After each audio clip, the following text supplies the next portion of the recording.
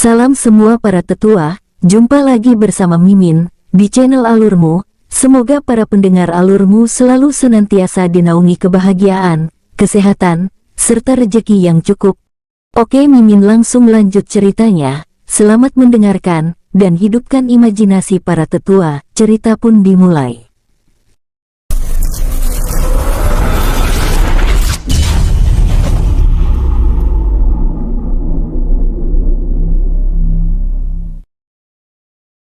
Inilah tingkatan di dunia baru ini. Tingkatan alam semesta inti. Pemula bintang 1 sampai 5. Junior bintang 1 sampai 5. Senior bintang 1 sampai 5. Master bintang 1 sampai 5. Grandmaster bintang 1 sampai 5.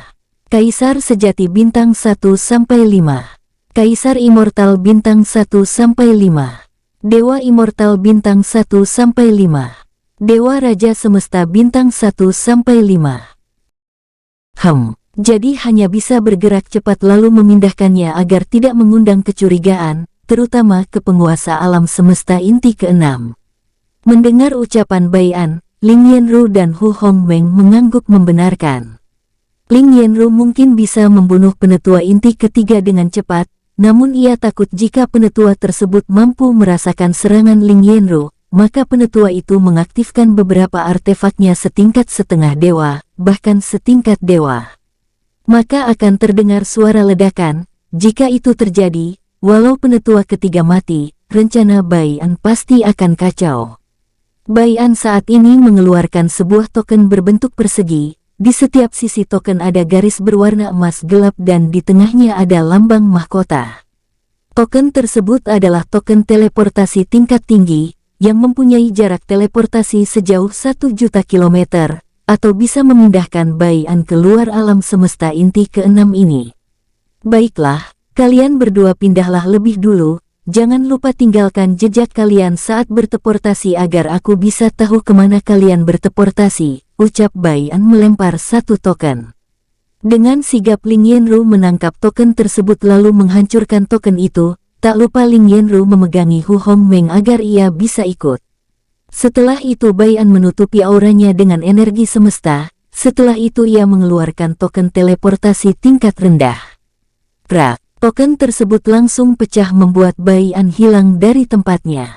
Wus, Bai'an langsung muncul di belakang penetua inti ketiga tanpa bisa dirasakan oleh musuh. Dengan cepat Bai'an menghancurkan token teleportasi tingkat tinggi lalu memegang penetua inti ketiga. Saat merasa ada yang memegangi pundaknya, penetua inti ketiga langsung membalikkan badannya. Namun saat membalik badan, pandangannya langsung gelap. Wus, penetua inti ketiga langsung melihat sekelilingnya. Ia hanya melihat bintang-bintang dan beberapa batu alam yang mengambang di alam semesta liar. Saat pandangan penetua inti ketiga melihat 3 orang melayang di depannya, penetua inti ketiga langsung waspada, terlebih saat ia melihat ke arah Ling Yanru, ia merasakan nyawanya bisa melayang kapan saja. Penetua inti ketiga juga melihat orang yang ia kenal, yaitu Bai'an dan Hu Hongmeng. Komandan Meng, kurang ajar, berani sekali kau berkhianat, teriak penetua inti ketiga. Hu Hongmeng yang diteriaki hanya menyinggungkan senyum tipis. Penetua inti ketiga langsung mengerutkan keningnya. Dengan cepat ia mengeluarkan kayu berwarna perak. Blus, duar. Penetua inti ketiga langsung terpental mundur setelah mengeluarkan kayu perak. Ling Yanru yang baru saja menyerang langsung mengerutkan kening sambil berseru. Kayu Asyura tingkat dewa. Mendengar itu Bai'an dan Hu Hongmeng langsung terkejut. Tentu mereka tahu kayu Asyura, kayu tersebut untuk sebuah pertahanan, bahkan mampu menahan serangan orang sekuat Ling Yanru. Tapi Ling Yanru terlihat sedikit tenang saat tahu kayu Asyura tersebut masih berusia beberapa ribu tahun. Jika ia sudah berusia jutaan tahun atau sudah matang, maka pertahanan kayu Asyura sulit ditembus. Kayu Asyura secara otomatis melindungi penggunanya saat kayu Asyura dipegang dan merasakan bahaya. Kayu Asyura diketahui banyak tingkatan. Kayu Asyura yang baru berusia ribuan tahun maka, ia dianggap masih muda. Jika sudah berusia ratusan ribu tahun, maka ia sudah remaja, dan jika sudah mencapai jutaan tahun, maka dianggap sudah matang atau tua. Banyak ahli juga mendengar jika kayu Ashura mencapai miliaran tahun, maka kayu tersebut akan jiwa. Saat ini penetua inti ketiga memuntahkan seteguk darah. Ia juga melihat kayu Ashura yang ia pegang terlepas dari tangannya. Bai An tentu memanfaatkan kesempatan tersebut. Dengan cepat Bai An memecahkan token teleportasi. Wus! Bai An muncul tepat di depan kayu Ashura yang masih muda, lalu mengambilnya. Setelah itu ia kembali berteleportasi. Wus! Penetua inti ketiga yang ingin mengambil kayu Ashura kini menggeram marah. Ia menatap ke arah Bai An muncul. Tapi dengan cepat amarahnya ia redam, karena ia sadar jika bukan waktunya memikirkan egonya. Saat ini penetua inti ketiga waspada saat melihat jika Ling Yanru tidak berada di tempatnya. Penetua inti ketiga langsung merasakan krisis, dengan berat hati ia mengeluarkan sebuah piringan berbentuk oval. Saat penetua inti ketiga ingin mengalirkan energinya ke piringan itu, Ling Yanru yang melihat itu dengan cepat mengendalikan hukum angin tingkat dewa. Blus! Waktu seolah berhenti. Dengan cepat Ling Yanru menembakkan 2 kali sinar dari telunjuk jarinya. Bom! Bom! Asap seketika mengepul. Setelah asap menghilang, Ling Yanru langsung meraung marah karena hanya ada piringan berbentuk oval saja yang tersisa di sana, dan ia yakin jika penetua inti ketiga berhasil melarikan diri. Wus-wus! Bai An muncul tepat di piringan berbentuk oval. Apa kegunaan piringan ini? Gumam Bai An dalam hatinya. Setelah bertanya dalam hati, ia memasukkan piringan tersebut ke dalam cincin penyimpanannya, karena tahu piringan tersebut artefak tingkat dewa. Setelah itu ia melihat Ling Yanru menghampiri dirinya. Wajah Ling Yanru terlihat bersalah. Tapi Bai An sama sekali tidak marah maupun kecewa, ia malah menyinggungkan senyum tipis. Hehehe, kau tak perlu merasa bersalah. Karena aku tahu kemana ia pergi dan saat ini sedang terluka parah. Kekeh Bai An langsung mengeluarkan energi semesta berbentuk api. Api tersebut layaknya sebuah peta alam semesta, dan kini terlihat 3 titik di tempat berbeda. 2 titik itu Ling Yanru dan Hu Hongmeng yakini milik Wen Dongyun dan Lang Du, sementara yang satu pasti milik penetua inti ketiga. Saat ini titik yang dimiliki penetua inti ketiga sedang bergerak cepat ke arah salah satu dunia di alam semesta inti ke-6. Aku tak menduga jika Tuan Muda sudah menaruh segel jiwa di tubuh penetua tersebut, ucap Hu Hongmeng sedikit terkejut. Tentu saja ia terkejut, karena ia tak tahu kapan Bai An menanamkan jiwanya ke tubuh penetua inti ketiga. Sementara Ling Yanru kini terlihat bersemangat kembali karena ia bisa mengejar penetua inti ketiga. Dengan cepat Ling Yanru menghilang tanpa izin dari Bai An dan Hu Hongmeng. Bai An dan Hu Hongmeng hanya bisa menggelengkan kepalanya. Ayo kita kejar leluhur Ling, ucap Bai An langsung mengeluarkan token teleportasi. Hu Hongmeng langsung memegang pundak Bai An saat Bai An memecahkan token tersebut. Blus! Sementara penetua inti ketiga saat ini sedang mengumpat terus-menerus, karena kehilangan 2 artefak tingkat dewa yang selama ini jarang ia gunakan, dan bahkan ia hanya ingin mengoleksi artefak tersebut. Kurang ajar, aku akan membalas apa yang telah kalian perbuat, raung penetua inti ketiga. Beruntung saja saat penetua inti ketiga mengeluarkan piringan berbentuk oval sebagai pengalihan, atau piringan tersebut adalah artefak khusus ilusi. Penetua inti ketiga langsung mengeluarkan token berbentuk sama dengan Bai An, lalu berteleportasi sejauh yang ia bisa. Saat ini penetua inti ketiga rencananya ingin menemui Master Sekte Es Abadi, yang saat ini bersama penetua inti pertama dan penguasa semesta inti ke-6. Mereka bertiga berada di dunia buatan milik penguasa semesta inti ke-6. Dunia buatan penguasa semesta inti ke-6 berada di dunia inti pertama. Letak dunia buatan penguasa semesta inti ke-6 sangatlah strategis, dan selalu dilewati oleh para kultivator. Namun para kultivator tentu saja hanya mendatangi dan melewatinya saja, karena mereka tidak mengetahui jika ada dunia di dalam sana. Tepatnya, Dunia buatan tersebut ada sebuah paviliun terbesar yang ada di alam semesta inti keenam.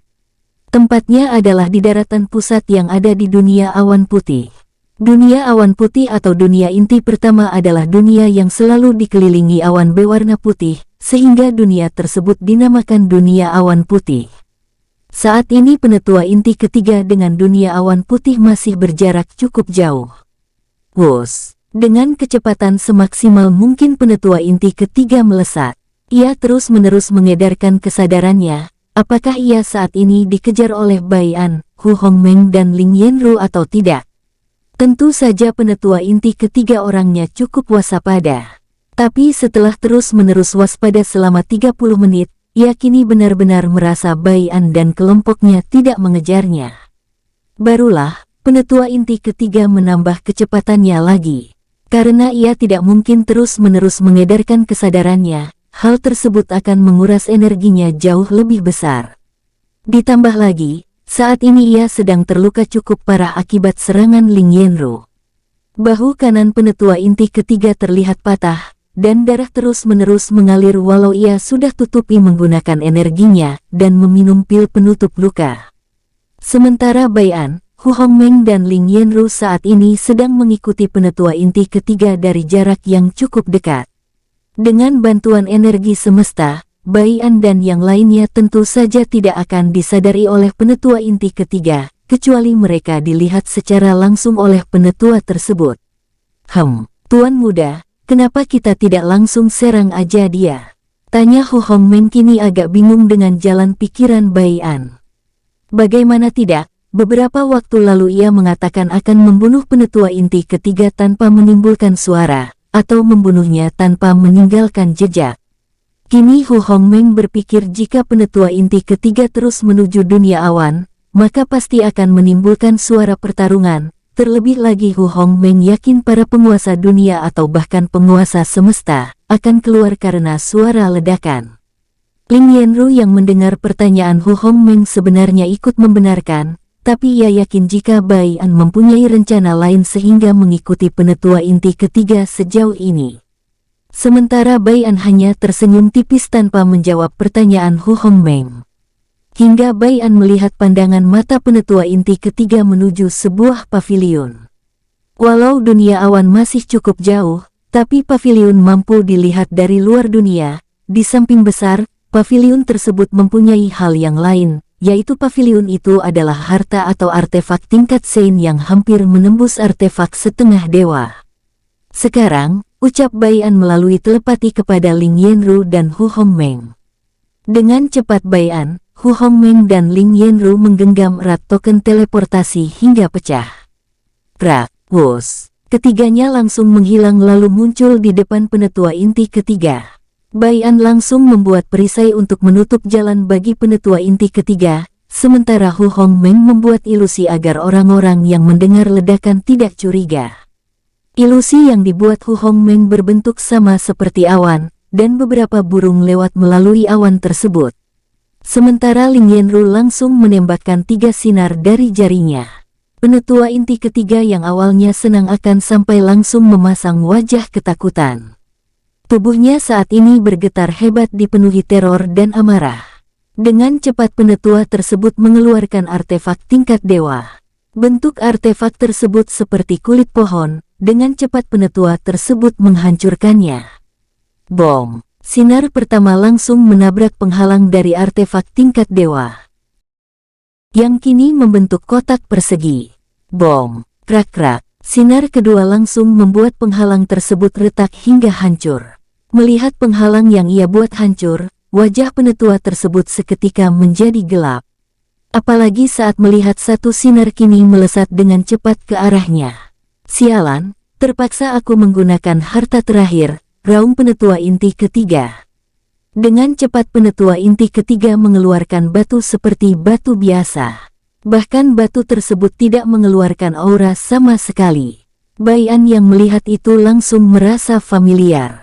Itu batu semesta, seru Bai Tan kini keluar dalam bentuk transparan. Dengan wajah bahagia Bai Tan melesat ke arah penetua inti ketiga. Wus! Penetua inti ketiga kini berniat menggunakan batu pemberian Master Sekte Es Abadi. Master Sekte Es Abadi memberitahukan jika batu ini sangat berharga, dan gunakan saat terdesak saja. Master Sekte Es Abadi tidak memberitahukan kegunaannya, tapi ia memberitahu jika batu ini lebih berharga dari artefak tingkat dewa level menengah. Saat penetua inti ketiga ingin mengalirkan energinya, ia hanya melihat tangannya yang kini telah kosong. Saat penetua inti ketiga ingin meraung marah, sinar cahaya langsung menembus kepalanya. Blus! Tubuh penetua inti ketiga langsung jatuh, ia mati dengan mata sedikit memicing dan tak terima kematian seperti ini. Dengan cepat Bai An, Lin Yanru dan Hu Hongmeng menghilang setelah membunuh dan membawa tubuh penetua inti ketiga.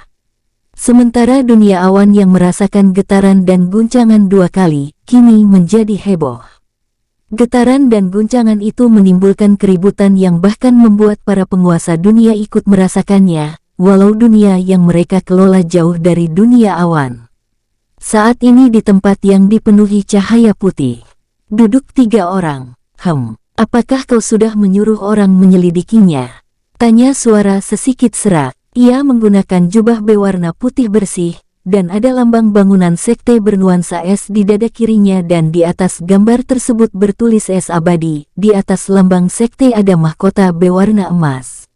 Yaps, dia adalah Master Sekte Es Abadi Fang Mu atau Master Fang.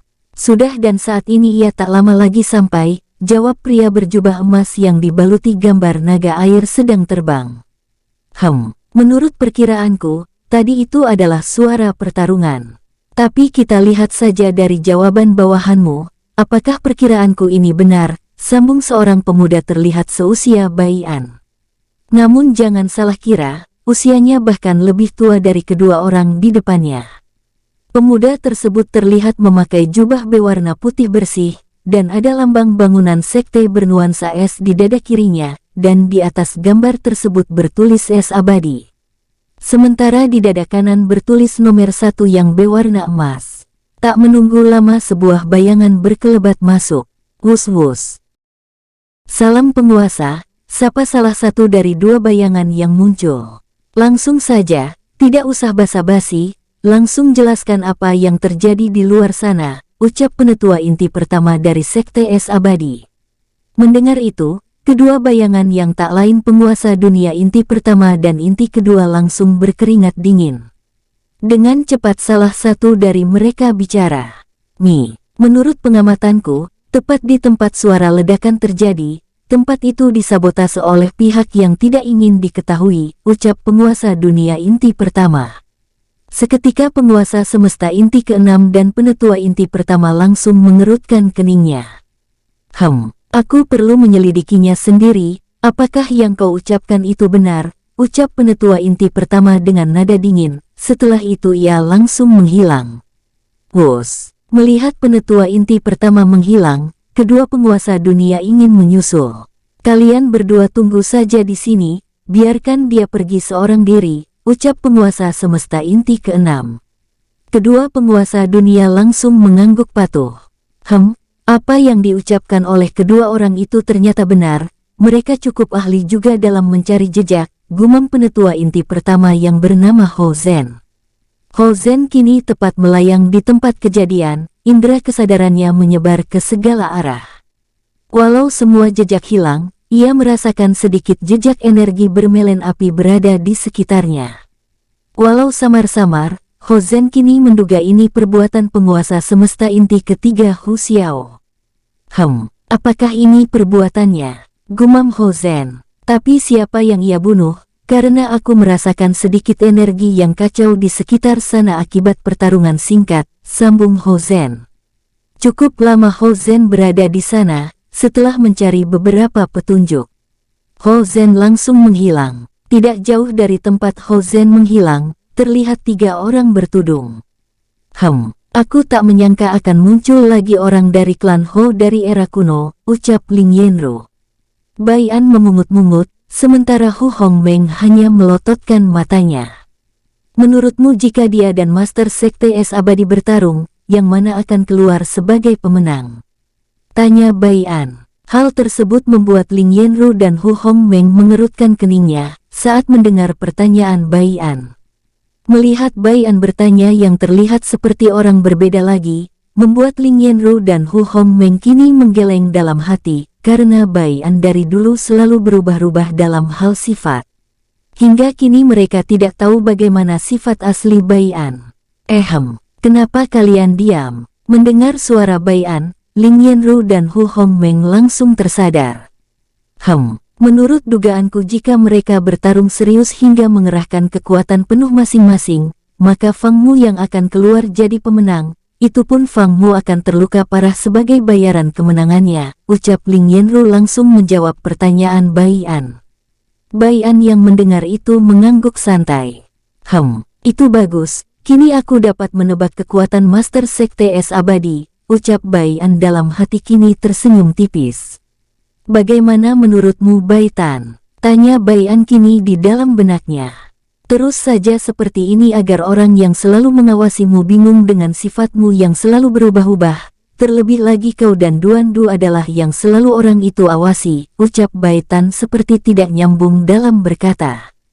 Tapi Bai An mengerti maksud Bai Tan, karena orang yang selalu mengawasinya dari alam semesta rendah, memiliki hubungan dengan orang-orang dari klan era kuno.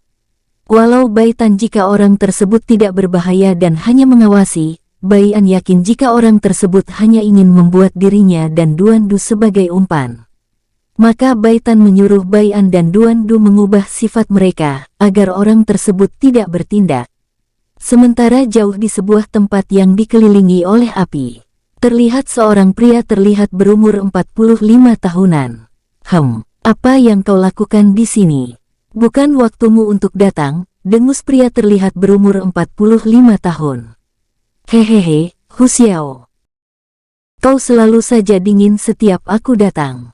Aku tahu kau marah karena putrimu dijadikan umpan, terlebih dirimu juga umpan yang tak lama lagi akan mati, kekeh sebuah pria yang kini muncul tepat di depan Hu Xiao. Jika Bai An melihat orang yang ada di depan Hu Xiao, maka ia akan terkejut. Aku tahu tapi kau sama sekali tidak punya hati Bai Chen, kau telah menumbalkan ribuan putramu selama ratusan juta tahun ini, terlebih istrimu Ling Mei selalu kau buat usianya terbatas hingga sudah ratusan kali direinkarnasi. Aku kini mengira bahwa kau tidak ada bedanya dengan orang-orang itu yang memiliki ego dan keserakahan yang tinggi. Terdengar suara Hu Xiao terhenti sesaat, memikirkan invasi dari galaksi luar, sehingga mencari bibit-bibit unggul. Itu hanyalah kebohongan belaka, dengus Hu Xiao dengan nada dingin. Mata Bai Chen seketika berubah, dari yang berwarna biru kini menjadi merah keemasan. Auranya juga langsung keluar hingga mengguncang tempat mereka berdua berada. Hu Xiao tak mau kalah. Ia juga mengeluarkan auranya walau terlihat Hu Xiao tertekan. Kau tahu bahwa aku juga hanyalah pion untuk mereka, walau mereka mengatakan aku adalah salah satu orang yang akan menjadi pahlawan untuk menghentikan invasi galaksi luar, tapi aku tahu mereka selalu menekanku, terlebih mereka takut aku akan lebih kuat dari mereka, maka mereka tak akan segan-segan membunuhku walau mereka adalah leluhurku. Dengus Bai Chen kini terdengar berusaha menahan amarah. Lantas jika kau tahu, mengapa kau diam saja? Terlebih putramu itu sangat berbakat dan cucumu juga mempunyai bakat tak kalah darinya. Aku tak tahu jalan pikiranmu.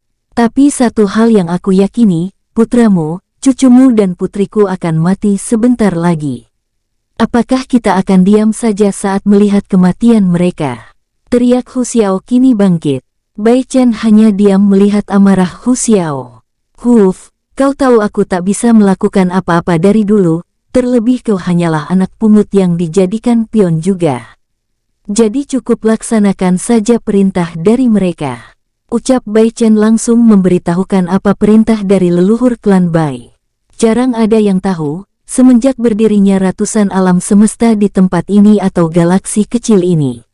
Klan Bai sudah ada di sini dan merekalah yang membuat galaksi kecil, serta ratusan alam semesta ini. Tidak ada yang tahu mengapa mereka membuat galaksi dan alam semesta ini. Menurut pembicaraan Bai Chen dan Hu Xiao tadi, galaksi dan ratusan alam semesta dibuat untuk melawan orang-orang dari galaksi luar yang ingin memburu klan Bai. Kini amarah Hu Xiao meledak saat mendengar rencana dari para leluhur pendiri alam semesta ini. Hu Xiao disuruh menikahi putrinya dengan klan Ho era kuno untuk melihat apa tindakan Bai An selanjutnya. Karena sampai saat ini para leluhur pendiri alam semesta ini belum mengetahui sifat Bai An dan Duan Du yang asli. Jika mereka sudah tahu sifatnya, maka barulah para leluhur pendiri alam semesta bertindak.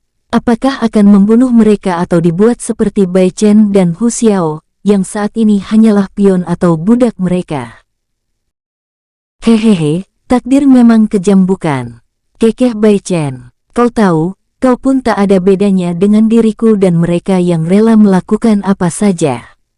Buktinya, kau rela memerangi bahkan membunuh orang tak bersalah akibat istrimu terancam mati. Sambung Bai Chen masih terkekeh kecil lalu lenyap seolah tak pernah ada di sana.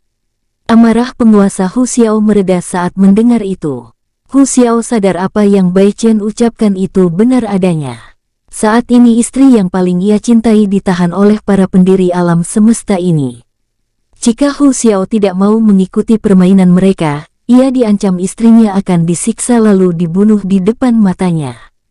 Saat mengingat ucapan Bai Chen dulu yang pernah bilang ikuti saja permainan mereka. Mungkin ia bisa seperti Bai Chen yang sengaja membuat istrinya berumur pendek, lalu direinkarnasi lagi. Tapi tumbalnya adalah para putranya. Sudah ribuan putra Bai Chen yang meregang nyawa akibat keegoisan para pendiri alam semesta ini. Saat mengetahui sifat putra Bai Chen tegas, maka harus mati. Saat mengetahui sifat putra Bai Chen lembut maka harus mati.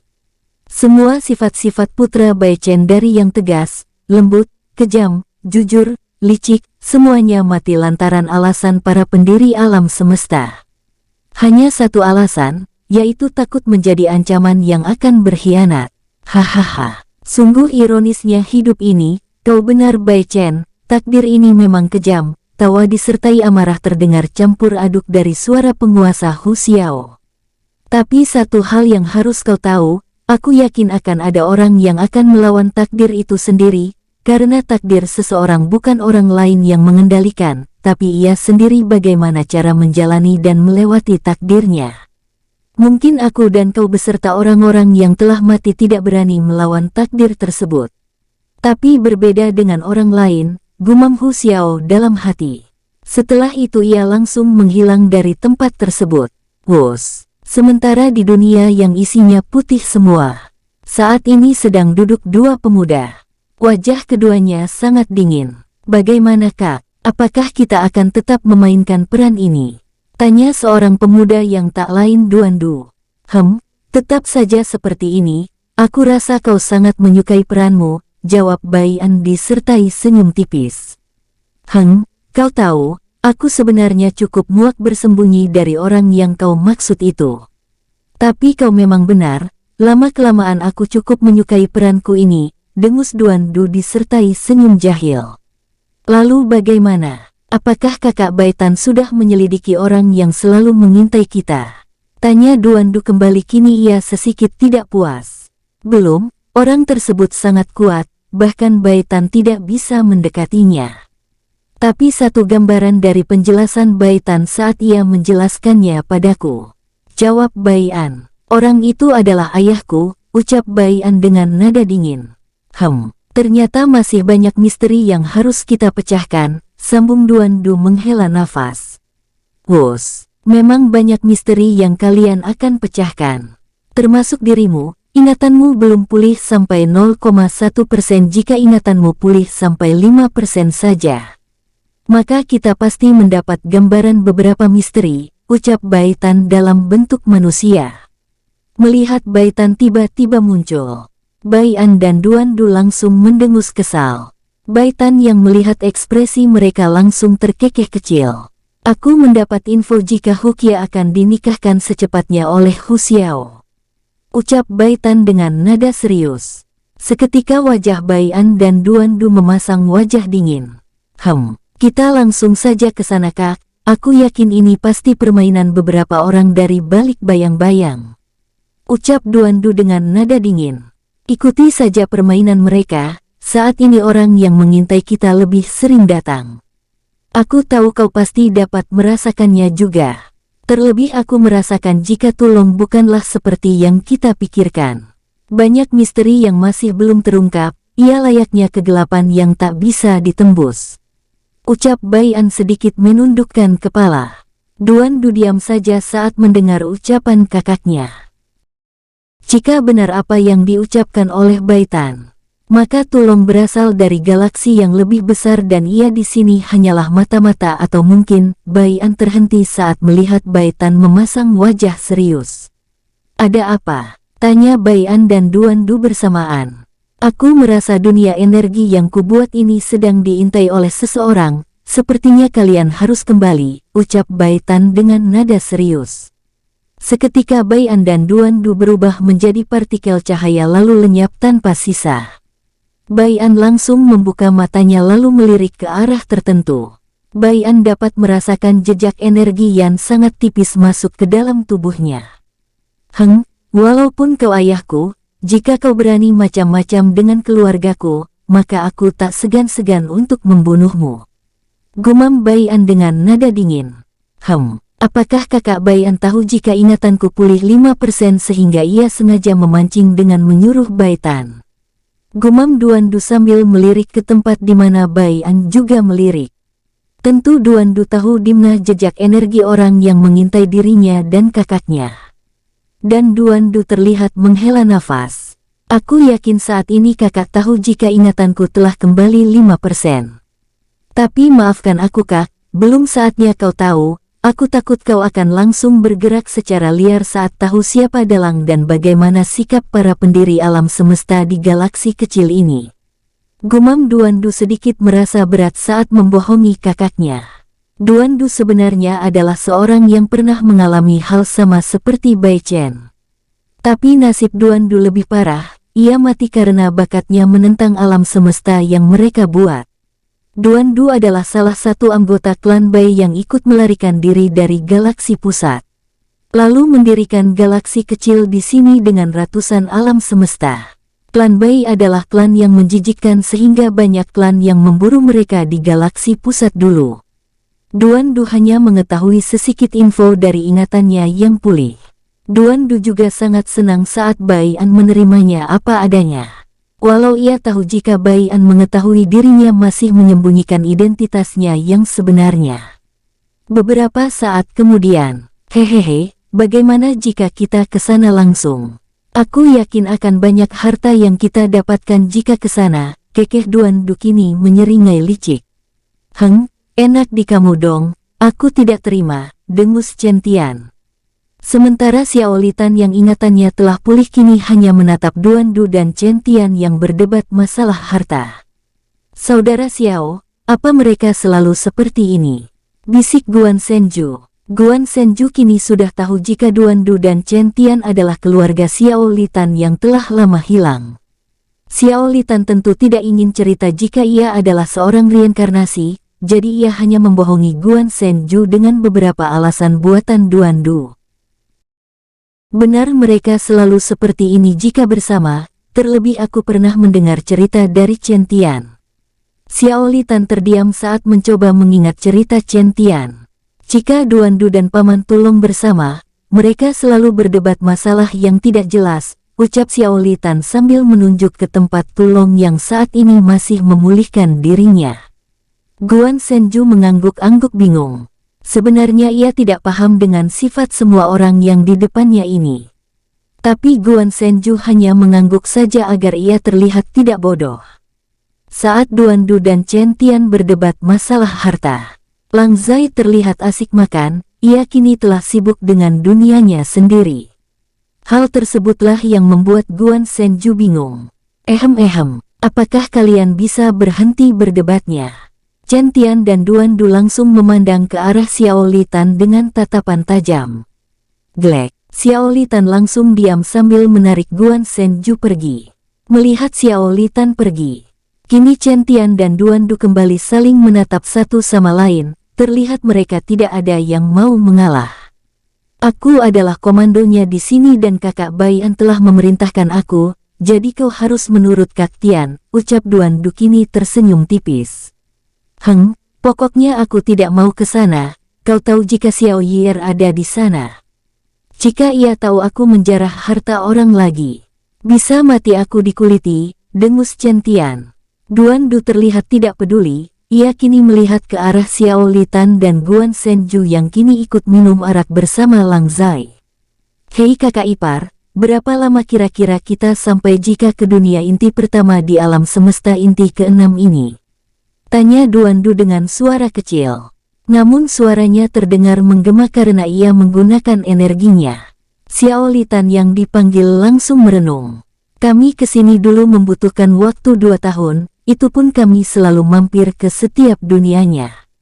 Jawab Xiao Litan. Tapi jika langsung ke sana, mungkin membutuhkan waktu 1 tahun atau mungkin kurang dengan kecepatan Paman Lang Zai. Sambung Xiao Litan. Duan Du memungut-mungut dagunya sambil melirik ke arah Chen Tian yang kini memasang wajah jelek. Tiba-tiba Duan Du tersenyum licik. Hehehe, Kak, kau tahu. Aku mendengar dari kakak Baian jika di sana ada paviliun awan yang memiliki jutaan harta. Bagaimana? Apakah kau teguh dengan pendirianmu setelah mendengar jika di sana banyak sekali harta? Bahkan aku mendapat bocoran jika di sana ada artefak setengah dewa. Kekeh Duan Du. Mata Chen Tian seketika bersinar terang, hatinya kini bergejolak saat mendengar ada paviliun yang memiliki kekayaan jutaan harta. Bahkan ada artefak, tapi tak lama Chen Tian langsung mendengus kecil. Tetap saja aku tak mau ke sana. Tapi jika kau memaksa maka aku terpaksa mengikutimu. Karena saat ini kau adalah komandonya, dengus Chen Tian seolah ia adalah korban. Saat Duan Du ingin mengatakan setuju, suara Chen Tian kembali terdengar. Tapi aku ingin 80% harta dari paviliun yang kau maksud, ucap Chen Tian kini terdengar suara liciknya. Wajah Duan Du seketika cemberut. Iya sudah, lebih baik kau tidak perlu ikut saja, ucap Duan Du langsung melangkah pergi. Kau 30% aku 70% bagaimana? Ucap Chen Tian dengan cepat sambil menghalangi jalan Duan Du. Tapi Duan Du tetap melangkah. Baiklah, aku akan mengalah. Kau 31% aku 69%, ucap Chen Tian kini terdengar lesu. Duan Du yang mendengar itu kini ingin sekali menguliti wajah kakaknya. Tapi ia tetap berjalan santai disertai memasang senyum licik. Melihat Duan Du tidak merespon ucapannya, Chen Tian kini memasang wajah gelap. Aku 60% kau 40% bagaimana? Jika kau tidak mau maka aku hanya perlu bicara ke Aner kalau kau menindas kakakmu lantaran perbedaan tingkat kultivasi, ucap Chen Tian kini terdengar dingin. Hehehe, setuju, kekeh Duan Du. Chen Tian dengan berat hati menjabat tangan Duan Du yang kini terulur. Wos, tep-tep, hei, apa di sana banyak musuh kuat nantinya? Tanya Tulong kini terdengar antusias. Tulong tentu mendengar perdebatan keduanya. Tapi ia lebih fokus ke pemulihannya terlebih dahulu. Barulah setelah ia pulih, dengan cepat ia kini muncul di depan Chen Tian dan Duan Du. Duan Du dan Chen Tian kini menatap ke arah Tulong dengan ekspresi rumit. Apakah otakmu hanya bertarung saja? Tanya Duan Du dan Chen Tian serempak. Wajah Tulong langsung gelap. Daripada kalian, otak kalian hanya harta-harta dan harta, dengus Tulong. Masih mending harta. Dengan harta kita bisa melakukan apapun, dengus Chen Tian. Daripada kau, bertarung tidak jelas. Kuat saja tidak, sambung Duan Du mengejek. Tulong langsung memanyunkan bibirnya saat ia dikeroyok. Jika berani ngomong 1 lawan 1, jangan main keroyokan, dengus Tulong sambil memainkan ototnya. Dasar otak dongol, jika beradu bicara itu harus menunjuk ini, bukannya otot. Cela Duan Du sambil menunjuk ke otak dan mulutnya. Hahaha, otak dongol, sambung Chen Tian langsung berjalan menyusul Duan Du ke arah di mana Lang Zai, Xiao Litan dan Guan Senju berada.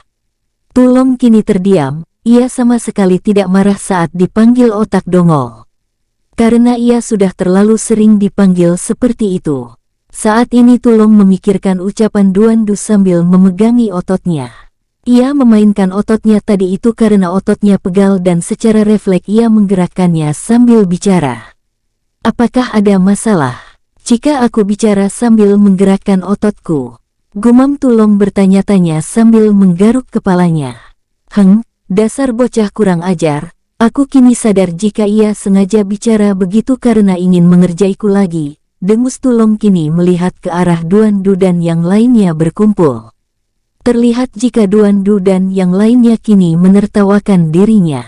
Wus wus wus, tep tep. Terlihat kini Bai An, Ling Yanru dan Hu Hongmeng berjalan santai. Setelah Bai An mendengar jika Hu Qia akan dinikahkan secara paksa, ia kini langsung bergerak ke dunia awan putih. Tujuan Bai An tentu ingin mencari informasi agar Ling Yanru dan Hu Hongmeng bersama keluarganya tidak curiga. Ia melakukan pergerakan tiba-tiba saat tahu Hu Qia akan menikah. Jadi ia pura-pura mencari informasi agar saat melakukan perubahan pergerakan, maka mereka tidak akan curiga. Terlebih ada satu orang yang paling Bai An waspadai di keluarganya. Bai Yun. Ia selalu mewaspadai Bai Yun dan kini mengkaitkan Bai Yun ingin ikut karena perintah Bai Chen yang selalu mengawasinya. Tuan muda, aku akan mencari informasi ke sana, kau tunggu saja di rumah makan, nanti aku akan menyusul.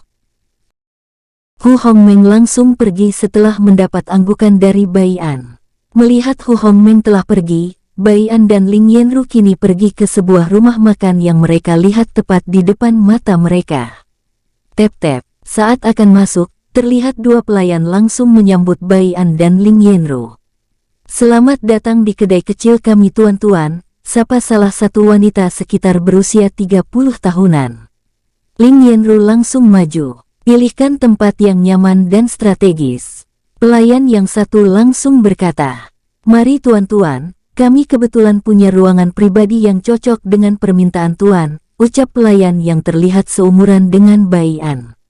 Sementara pelayan yang terlihat berumur 30 langsung bertanya, kami mempunyai banyak menu. Menu apa saja yang tuan-tuan pilih? Dengan anggun pelayan tersebut menyuguhkan buku menu. Tapi Ling Yanru langsung menolaknya sembari berkata, bawakan makanan terenak kalian, untuk minuman, kami membawa sendiri. Jadi tidak usah disiapkan. Pelayan tersebut langsung tersenyum cerah, dengan cepat ia pergi menyiapkan pesanan Bai An dan Ling Yanru. Sementara pelayan yang lebih muda, membawa Bai An dan Ling Yanru ke ruangan pribadi yang dimaksud. Apakah aku perlu mencari Hu Hongmeng, penguasa? Tanya Ling Yanru. Ling Yanru bertanya begitu karena, dari mulai makan sampai makanan yang telah dihidangkan habis, Hu Hongmeng masih belum kesini mencari mereka. Tidak perlu, karena ia saat ini sedang menemui seseorang, ucap Bai An dengan santai, ia kini terlihat sedang meneguk arak. Aku juga lupa memberitahumu jika ia pergi bukan hanya mencari informasi saja, tapi menemui adik iparku. Sambung Bai An. Ling Yanru hanya mengangguk, kemudian terdiam. Sementara Bai An kini sedang berkomunikasi dengan Bai Tan perihal Hu Liu Chen yang menghubunginya beberapa saat lalu. Jika ia berada di alam semesta inti ke-6, tepatnya ia berada di dunia awan juga. Hu Liu Chen berkata, ia di sini untuk menyelidiki sesuatu. Ia juga berkata Bai An pasti akan tertarik dengan apa yang Hu Liu Chen selidiki. Tapi Hu Liu Chen belum memberitahu Bai An, karena ia ingin Bai An sendiri yang akan mengetahuinya saat melihat apa yang dengan matanya sendiri. Bagaimana? Apa kau tahu apa yang sedang Liu Chen selidiki? Tanya Bai An melalui telepati. Tentu, bocah itu saat ini sedang menyiksa salah satu anggota klan Hou yang datang ke sini ingin menemui Hou Zhen. Bai An menyinggungkan senyumnya saat mendengar jawaban Bai Tan. Pantas saja ia bilang aku pasti akan tertarik, ternyata ini masalah klan Hou era kuno, gumam Bai An. Sementara di lokasi yang terlihat tentram, tepatnya di sebuah ruangan kosong. Saat ini Hu Liu Chen memandang ke arah pemuda terlihat berusia 20 tahun. Tatapan Hu Liu Chen terlihat jengkel saat menatap pemuda di depannya ini. Sementara pemuda tersebut menatap ganas ke arah Hu Liu Chen. Kau akan menyesal karena telah menangkapku, ucap pemuda dari klan Ho dengan nada dingin disertai ancaman. Hu Liuchen langsung menyinggungkan senyum tipis. Aku tak tahu apa yang telah klan Ho janjikan ke ayahku agar ia mau menikahkan kakakku dengan calon ketua klan Ho era kuno. Ucap Hu Liuchen dengan nada dingin. Tapi satu hal yang perlu kau tahu, kau dan seluruh anggota klan Ho akan menyesal karena telah mengusik istri orang. Sambung Hu Liuchen. Mendengar ancaman tersebut, bukannya takut, pemuda tersebut malah tertawa terbahak-bahak. Hahaha, hahaha. Apakah yang kau maksud adalah sampah yang saat ini sedang tenar? Tanya pemuda tersebut disertai tawa sinis. Apa yang bisa sampah itu lakukan? Klan Ho adalah klan terkuat di seluruh alam semesta. Jika klan Ho bergerak, maka semua penguasa alam semesta inti pasti akan ketakutan, ucap pemuda tersebut dengan sombong dan angkuh. Oh ya, aku baru tahu jika klan Ho era kuno itu adalah yang terkuat. Sebuah suara tiba-tiba terdengar menggema. Hehehe. Bukannya klan Ho era kuno bersama klan Fang itu adalah klan pengecut? Jika mereka yang terkuat, kenapa sampai saat ini mereka tidak bergerak secara terbuka, malah bergerak secara sembunyi-sembunyi layaknya tikus yang takut dimangsa? Kekeh sebuah suara. Wos, crash, atah-atah, aduh. Teriakan pemuda dari klan Ho seketika menggema saat tangannya terputus. Bertepatan dengan itu, Bai An, Lin Yanru dan Hu Hongmeng muncul. Tatapan mata Bai An terlihat tidak tertarik saat melihat pemuda di depannya ini. Jika kau ingin sombong, maka buktikan.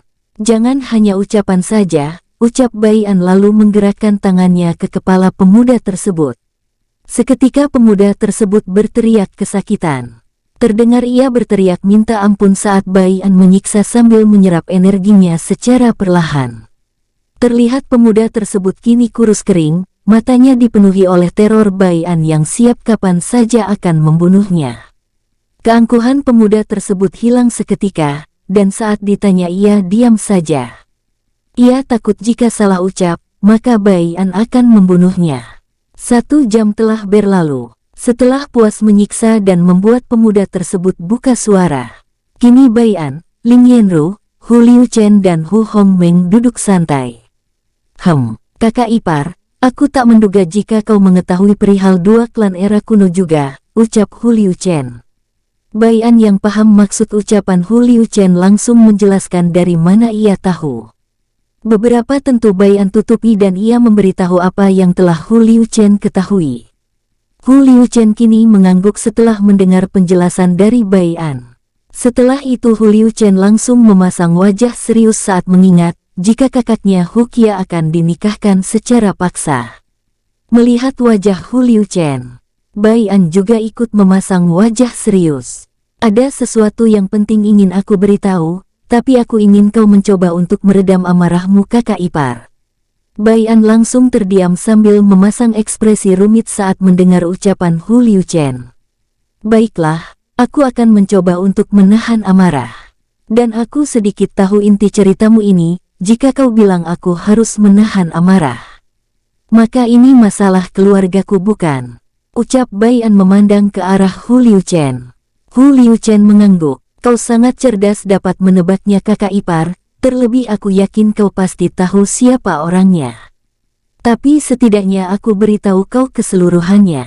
Ucap Hu Liuchen. Melihat Bai An, Lin Yanru dan Hu Hongmeng kini diam.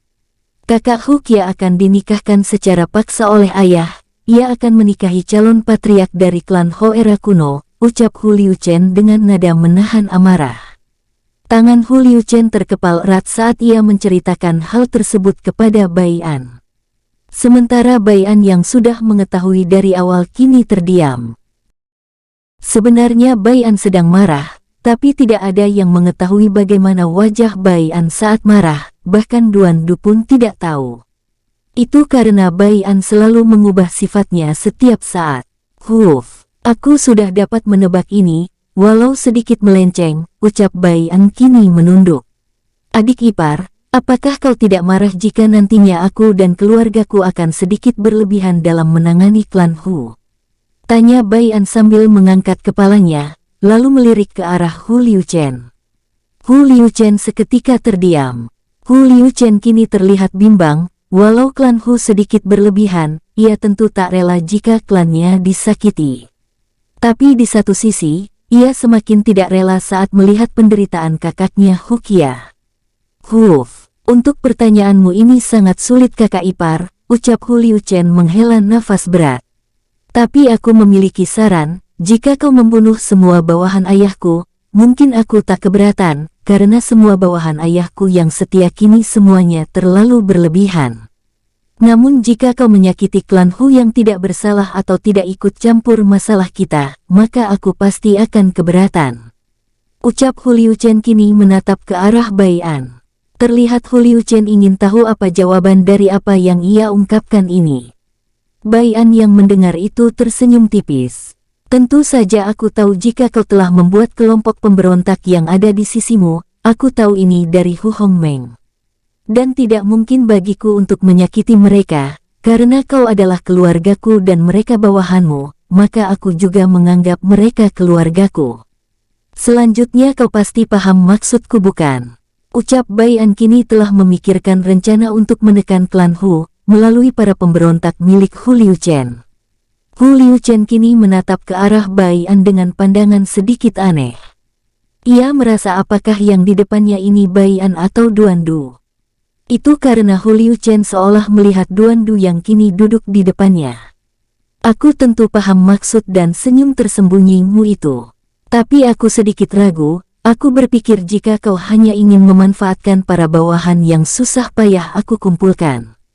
Ucap Hu Liuchen dapat menebak jika Bai An ingin menggunakan para pemberontak.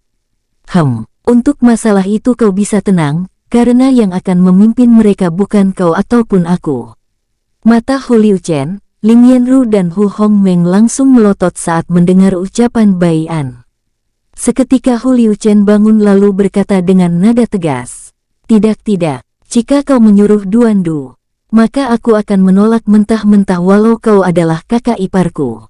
Hu Liuchen terdiam sesaat lalu menambahkan, "Jika Duan Du yang memimpin, bukannya membaik, malah akan semakin kacau. Terlebih lagi aku takut jika ia mengajari para penetua klan Hu yang tidak-tidak nantinya.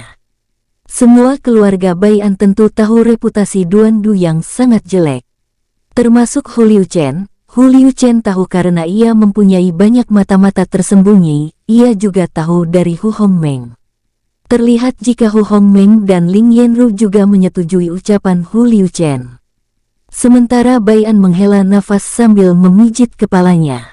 "Jika kau memikirkan egomu, maka kau tidak akan pernah bisa untuk merebut kekuasaan ayahmu." Ucap Bai An kini memandang Hu Liuchen dengan pandangan serius.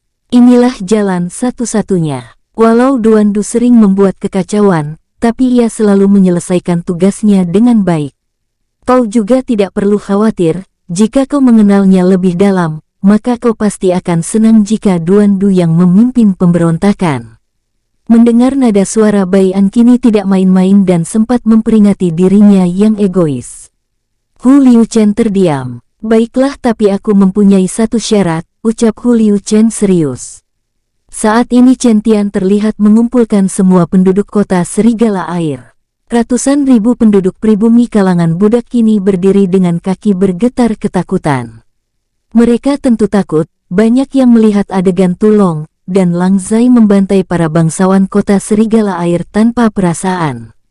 Walau ada yang bahagia, tapi banyak dari mereka yang berpikir, jika keenam orang yang melayang di depannya ini ingin mengambil alih kekuasaan bukan untuk membebaskan mereka, tapi ego mereka semata, dan memperbudak mereka lagi untuk kesenangan.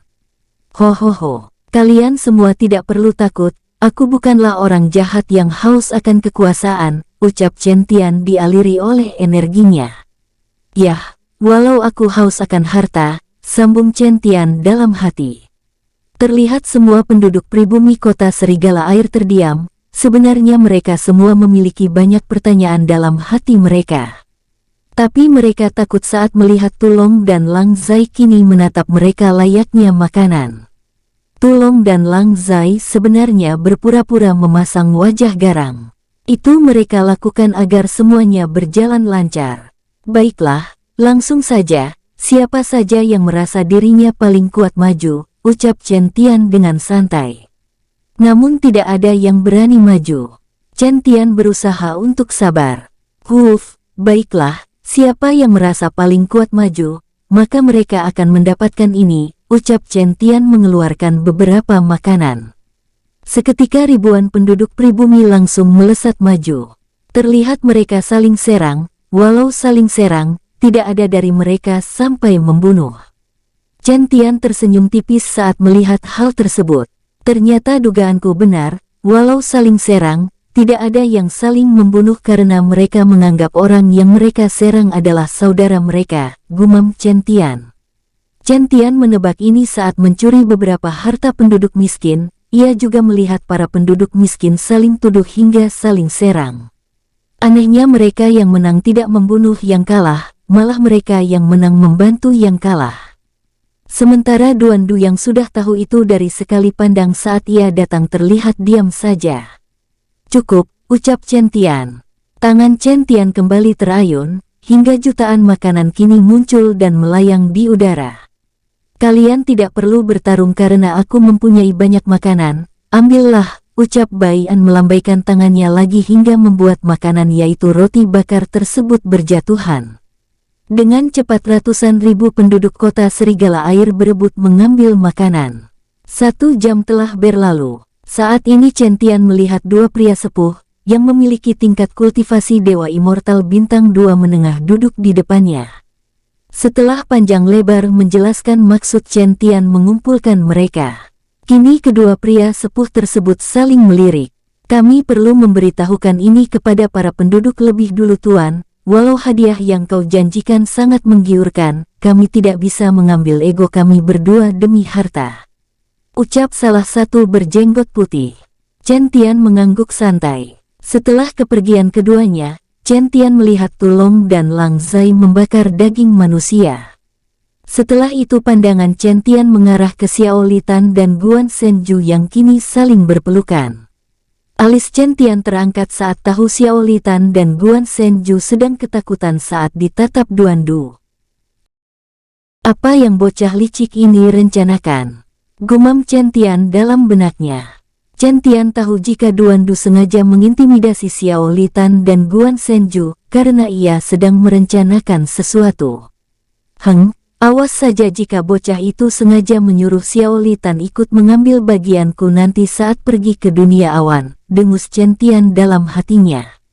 2 minggu berlalu. Saat ini Duan Du, Tulong, Lang Zai, Chen Tian, Xiao Litan dan Guan Senju berada di dalam kapal langit.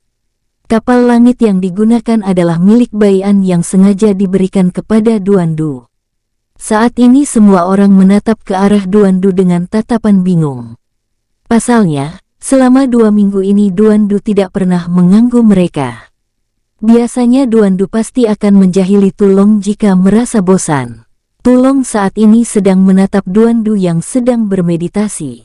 Jarak antara wajah Duan Du dan Tulong hanya beberapa senti saja. Apa yang bocah ini pikirkan ya, sehingga ia rajin berlatih.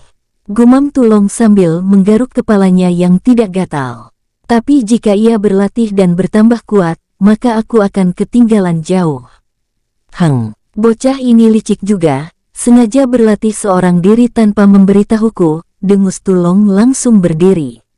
Setelah itu ia langsung pergi ke kamarnya dan berusaha meningkatkan kekuatannya juga. 1 bulan telah berlalu. Saat ini kapal langit terlihat sepi. Lang Zai dan Chen Tian kini memasang wajah jelek. Biasanya mereka senang mendengar suara keributan yang ditimbulkan oleh Duan Du dan Tulong. Apa benar ya bocah itu dan Paman Tulong berlatih? Gumam Chen Tian dalam hatinya. Chen Tian merasa Duan Du dan Tulong saat ini sedang tidak berlatih, melainkan sengaja diam. Setelah saling melirik, Lang Zai dan Chen Tian mengangguk serempak. Mereka berdua lalu pergi mencari Xiao Litan dan Guan Senju, yang sedang mengemudikan kapal langit. Setelah memberitahu jika mereka akan berlatih dan menyuruh membangunkan mereka saat sampai, Chen Tian dan Lang Zai langsung pergi. Sementara Duan Du saat ini sedang berada di dunia energi. Kakak, jika kau menyuruhku memimpin pemberontakan, lalu bagaimana dengan dunia awan? Harta di sana lumayan, jadi bayarkan dulu aku dan Tulong bermain-main di sana. Terlebih akan tidak seru jika tidak mengerjai kakak Centian, ucap Duan Du sambil tersenyum licik. Bai An yang memejamkan matanya kini membuka matanya. Otakmu ini selalu saja memikirkan kekacauan, ucap Bai An. Serius sedikit, karena aku ingin kau mengubah sifat semua para pemberontak, jika bisa kau ajak juga beberapa klan yang menjadi musuh klan Hu, ucap Bai An dengan nada serius. Wajah Duan Du seketika cemberut, tapi tak lama ia memasang wajah dingin. Lalu kembali merubah wajahnya kini menyeringai licik. Hehe, untuk masalah itu gampang kak, karena memang itulah pekerjaanku. Kekeh Duan Du langsung merencanakan sesuatu yang berbau harta dan kekacauan. Cukup lama Bai An dan Duan Du berada di dunia energi milik Bai Tan. Mereka berdua juga berlatih dan mengubah waktu dengan sangat lambat. Tidak yang mengetahui kekuatan sebenarnya milik Bai An dan Duan Du. Karena Bai An dan Duan Du selalu menyegel kekuatan asli mereka dengan bantuan Bai Tan. Mereka sengaja menyuruh Bai Tan karena jika mereka sendiri yang menyegel kekuatan mereka masing-masing, maka mereka bisa menghancurkannya.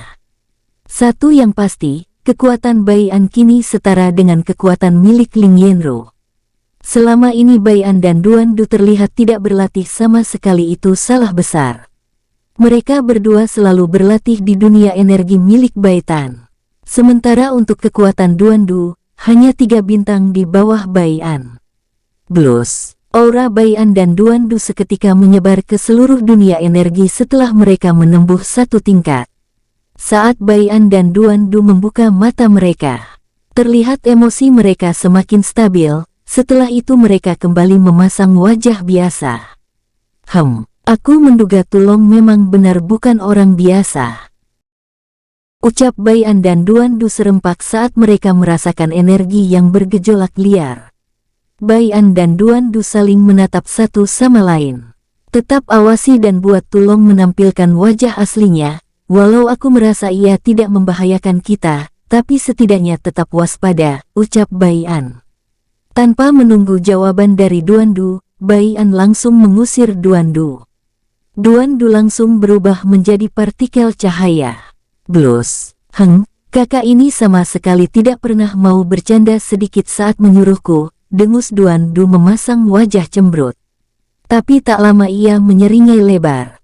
Hehehe, aku ingin melihat bagaimana respon Paman Tulong. Kekeh Duan Du merencanakan sesuatu hal yang tidak baik.